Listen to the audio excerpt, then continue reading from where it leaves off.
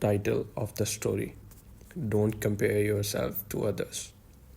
The story of the unhappy cat. In a quiet town tucked between rolling green hills and a winding river, there lived a grey and white cat named Miso. Miso was not an ordinary cat, though no one would have noticed at first glance. His fur was soft but not shiny. His tail was a little shorter than most, and one of his ears bent slightly forward, as if it had once listened too hard to the word. He lived in the home of an old librarian, Mrs. Elder, who loved him deeply and fed him warm milk every evening. Yet, despite the comfort of his home, Miso was unhappy. Every morning, Miso sat by the window and watched the world outside. Birds flew freely across the sky. Other cats passed through the garden, sleek black cats with glossy coats, striped cats with confident strides, fluffy cats who seemed admired by everyone they met. Miso watched them closely, his heart tightening with each comparison. Why am I not like them? He wondered. Why is my fur dull? Why is my tail short? Why don't people stop and admire me the way they admire others? Miso compared himself constantly, and each comparison made him feel smaller. Inside Mrs. Elder's house stood a tall mirror in the hallway. Miso often sat before it, staring at his reflection. He tilted his head this way and that, examining every detail. My ears are uneven, he sighed. My whiskers are crooked. My paws are too small. The mirror never spoke back, but in Mizo's mind it echoed every doubt he carried. One afternoon, after watching a golden cat named Sunny receive praise from children in the park, Mizo's sadness grew unbearable. Sunny had a glowing coat, bright eyes, and seemed happy all the time.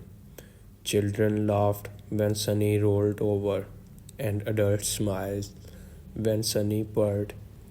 Miso slunk home, his head low. I will never be like Sunny, he whispered to himself.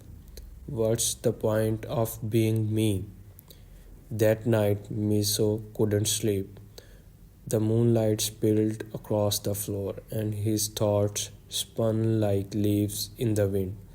Finally, he decided to leave the house and explore the world beyond the familiar streets. Perhaps, he thought, he could find a place where he belonged, or a way to become someone better. He slipped out through a small open window and padded quietly into the night. The town looked different under the moonlight. Shadows stretched long, and the air smelled of dew and distant flowers. Miso walked past the park, past the bakery, and into the woods beyond the river, a place where he had never dared to enter before. As he walked, his thoughts followed him. If I were braver like the black cat, he thought. If I were prettier like Sunny. If I were stronger like the stripped tomcat. Each thought weighed him down until his steps grew slow. Deep in the woods, Miso came across a tall oak tree. Perched high in its branches was an old owl with silver feathers and wise, watchful eyes. Why do you walk with such heavy thoughts, little cat? The owl asked gently. Miso was startled but answered honestly. I am unhappy, he said. I am not as good as other cats. I compare myself to them all the time, and I always lose. The owl blinked slowly. Tell me, the owl said, when you compare yourself to others, what do you hope to find? Miso thought for a moment. I hope to find what I lack. And what do you gain? The owl asked. Miso lowered his head. Nothing but sadness. The owl nodded. Comparison is a mirror that shows only what you think is missing. It never shows what is already there. Before Miso could ask what that meant, the owl spread its wings and flew into the darkness, leaving Miso alone with the words. Miso continued walking until he reached the river. The moon reflected perfectly on the water's surface, creating an illusion of another world below. Miso leaned forward and saw his reflection shimmering in the current. For a moment, he imagined himself differently, taller, shiner, admired. But then a fish leapt from the water, breaking the reflection into ripples. Miso realized something then. The reflection was never solid. It changed with every moment. Maybe the image I compare myself to isn't real either, he murmured. He sat by the river until dawn, thinking about the owl's word and the broken reflections in the water. As the sun rose, Mizo heard a faint cry. He followed the sound and found a small kitten tangled in thorny bushes. The kitten's leg was hurt, and fear filled its wide eyes. Mizo hesitated. He wasn't the strongest cat. He wasn't the bravest. He wasn't the best at anything. At least, that's what he believed. But the kitten cried again. Without thinking, Mizo moved forward. Carefully, patiently, he used his small paws and nibble claws to free the kitten from the thorns. He stayed close, offering warmth and comfort until the kitten calmed down. Thank you, the kitten whispered. You saved me. Mizo felt something unfamiliar bloom in his chest, pride, quiet and warm. Mizo guided the kitten back towards the town, moving slowly so the kitten could keep up.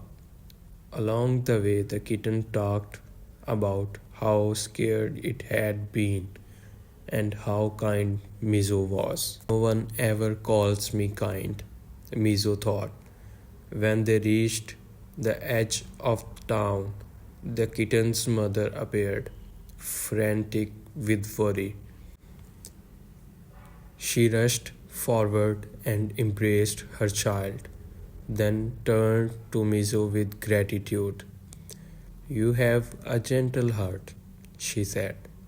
That's matter more than anything. Mizo watched as they left, feeling lighter than he had in a long time. When Mizo finally returned to Mrs. Elder's house, the sun was high in the sky. Mrs. Elder knelt down and hugged him tightly, tears in her eyes. I was so worried, she said softly. Mizo purred, realizing that he had always been loved just as he was. He walked to the mirror in the hallway once more.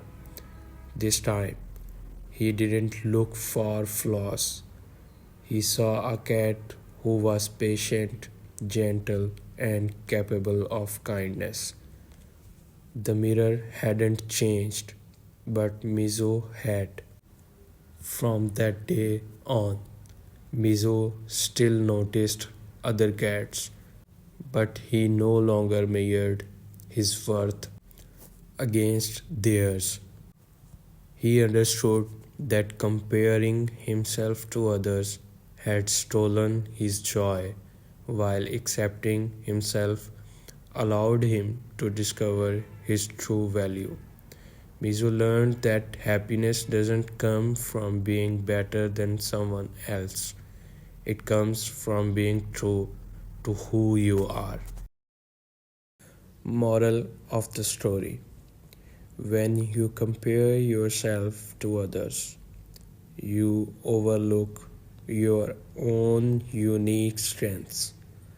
True happiness always begins when you accept yourself as you are.